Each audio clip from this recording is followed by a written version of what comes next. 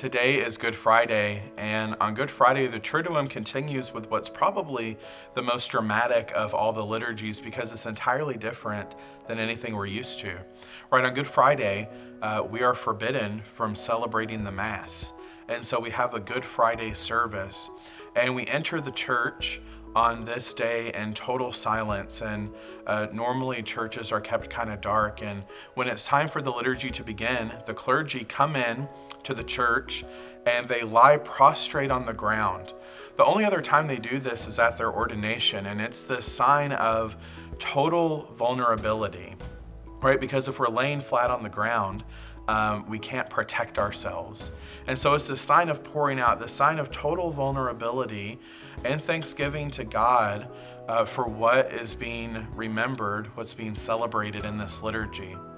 The focus of Good Friday, of course, is the Passion of Jesus. We'll hear from John's Passion, and then our focus shifts to Jesus dying on the cross and even the cross itself. St. Augustine called the cross the chair of the Master teaching us. St. Maximilian Kolbe, who's my favorite saint, said that the cross is the school of God's love. And so it's through the cross that Jesus teaches us. And what's he teaching us? He's teaching us what love really is. He's teaching us how deeply that we're loved, that he will go to any length to set us free, including his death.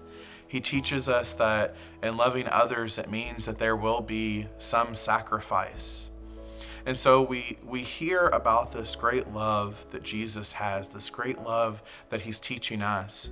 And then we have this beautiful moment in the liturgy where the cross comes out. The deacon will carry a cross through the church.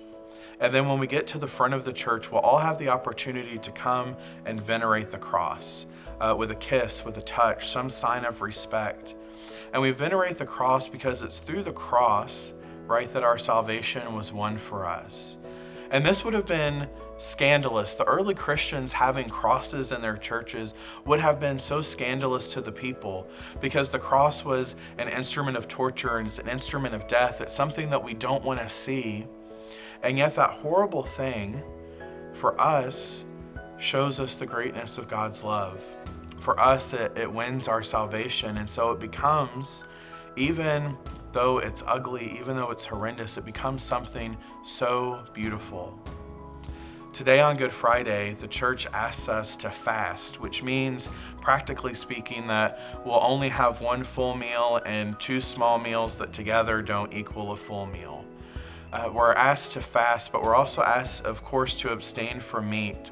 And remember, we fast and we abstain from meat to awaken a deeper hunger that we have for our relationship with God.